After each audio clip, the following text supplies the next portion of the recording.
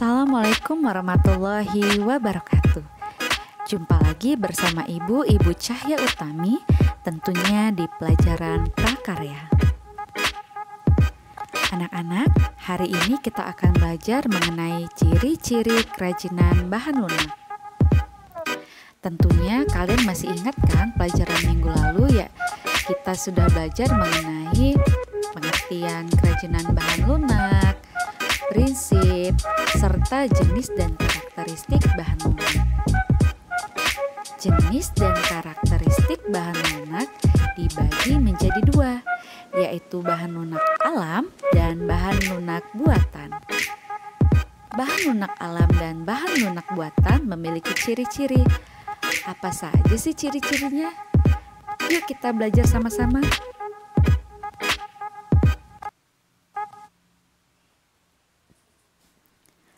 Ciri-ciri bahan lunak alam. Bahan lunak alam adalah bahan yang berasal dari tumbuhan, hewan, atau lapisan bumi yang bersifat lunak. Di antaranya ada tanah liat. Tanah liat memiliki ciri-ciri. Yang pertama, tanah liat mudah hancur jika tidak melalui proses pembakaran. Jika dibakar, jenis kerajinan ini akan disebut dengan keramik. Campuran tanah liat biasanya menggunakan air. Tanah liat memiliki warna yang beragam. Tanah yang mengandung kaolin lebih banyak akan berwarna lebih putih.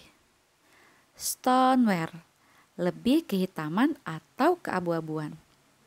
Sedangkan earthenware lebih terlihat coklat kemerahan. Bahan lunak alam selanjutnya ada kulit.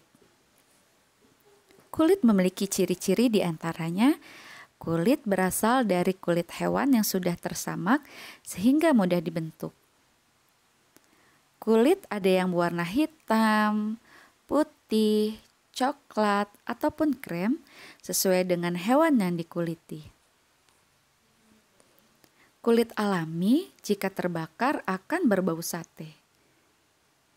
Nah, perlu kita perhatikan bahwa kulit juga tidak tahan akan air. Jika terkena air akan merusak struktur si kulit. Bahan lunak alam selanjutnya yaitu getah nyatu. Getah nyatu merupakan getah yang berasal dari pohon nyatu yang berwarna putih. Nah, warnanya yang putih memudahkan kita untuk memberi warna-warni. Warna yang digunakan biasanya berasal dari pewarna alam, sehingga warnanya pun natural, tidak secemerlang warna buatan. Jika kita ingin membentuk getah nyatu menjadi sebuah kerajinan, getah harus dimasak terlebih dahulu agar lunak dan elastis. Apabila dipanaskan, dia akan melunak. Tetapi getah nyatu lama-kelamaan akan mengeras. Bahan lunak alam selanjutnya ada flour clay. Kita tahu flour clay berasal dari adonan tepung yang dilumat hingga kalis dan mudah dibentuk. Flour clay juga dicampur dengan lem. Kerajinan dari flour clay tidak tahan air, karena jika terkena air akan mudah rusak. Flour clay dapat dilakukan dengan pewarnaan makanan atau pewarna sintetis agar muncul warna-warna yang cemerlang. Itu tadi penjelasan mengenai ciri-ciri bahan lunak alam. Selanjutnya, Ibu akan menjelaskan ciri-ciri bahan lunak buatan. Bahan lunak buatan adalah sesuatu yang diolah manusia dari bahan kimia dan bukan asli dari alam, dengan maksud mendapatkan efek duplikasi yang bersifat lunak. Adapun di antaranya bahan lunak buatan yang pertama ada polimer clay dan plastisin. Polimer clay dan plastisin memiliki ciri-ciri yang serupa.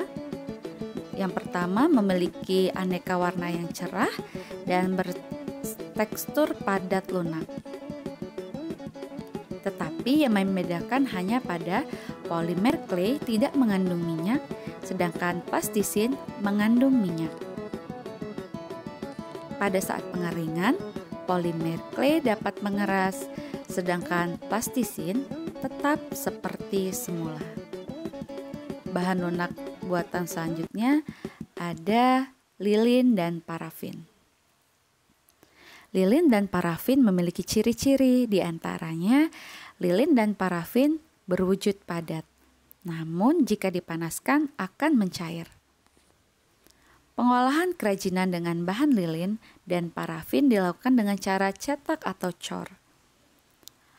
Pewarnaan dilakukan pada saat lilin mencair. Lilin atau parafin dapat dicampur dengan aroma pewangi tertentu untuk menambah sensasi saat digunakan. Nah, lelehan lilin atau parafin yang terbuang dapat kita panaskan kembali atau dicetak ulang. Bahan lunak buatan selanjutnya yaitu gips. Gips memiliki ciri-ciri, di antaranya wujud bahan gips adalah bubuk. Dicampur dengan air menjadi adonan yang mengental. Adonan ini yang akan mengeras jika didiamkan. Oleh karena itu, mengolah gips harus dengan cara dicor atau dicetak. Pewarnaan gips biasanya setelah produk jadi. Tapi hati-hati ya, gips ini mudah pecah sehingga harus berhati-hati saat berkarya dalam pembuatan bahan ini.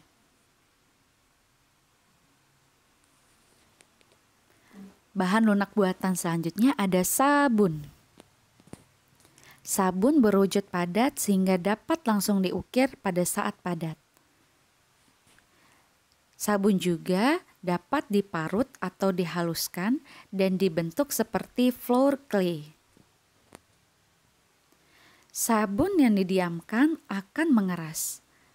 Pewarnaan sabun dilakukan dengan mempertahankan warna sabun atau dapat pula ditambah biang warna saat sabun dibuat adonan.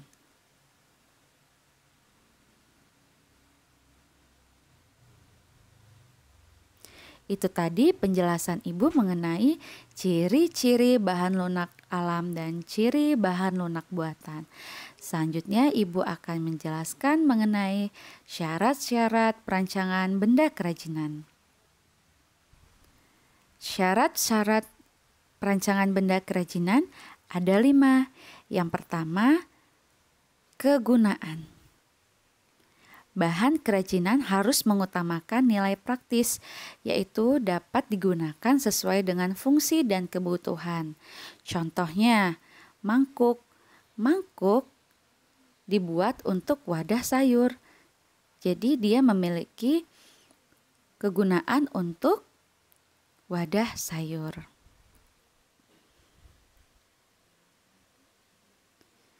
Syarat perancangan benda kerajinan yang kedua, kenyamanan atau comfortable. Bahan kerajinan harus menyenangkan dan memberi kenyamanan bagi pemakainya. Contoh, cangkir didesain ada pegangannya. Supaya apa? Supaya memberikan kenyamanan bagi pemakainya. Syarat perancangan benda kerajinan yang ketiga, keluasan atau flexibility.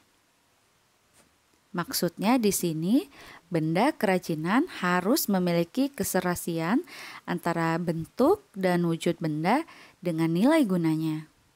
Contoh, sepatu dibuat sesuai dengan anatomi dan ukuran kaki. Yang keempat, keamanan atau safety. Benda kerajinan tidak boleh membahayakan pemakainya. Contohnya, piring dari serat kelapa harus mempertimbangkan komposisi zat pelapis atau pewarna yang dipakai tidak berbahaya jika digunakan sebagai wadah makanan. Dan yang terakhir, yaitu keindahan atau estetik. Benda yang indah mempunyai daya tarik lebih dibandingkan benda yang biasa-biasa saja. Keindahan suatu benda dapat dilihat dari beberapa hal, di antaranya bentuk, hiasan, atau ornamen, dan bahan bakunya. Karya yang baik dapat dihasilkan dengan proses perancangan yang baik pula. Oleh sebab itu, proses perancangan karya kerajinan harus memperhatikan hal-hal berikut. Nah, Ibu akan menjelaskan mengenai langkah proses perancangan kerajinan. Tentunya, ketika kita mau membuat suatu kerajinan bahan lunak, ada proses yang harus kita lalui. Adapun prosesnya yang pertama, proses perancangan. Kemudian tentukan bahan, cari ide-ide dari berbagai sumber. Selanjutnya kita buat sketsa karya. Setelah itu tentukan sketsa terbaik. Kumpulkan alat dan bahan. Tahap selanjutnya kita masuk ke pembuatan produk.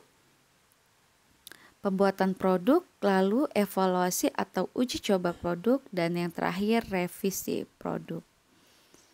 Baik anak-anak, itu tadi penjelasan Ibu mengenai ciri-ciri kerajinan bahan lunak, syarat dan langkah proses perancangan karya kerajinan bahan lunak.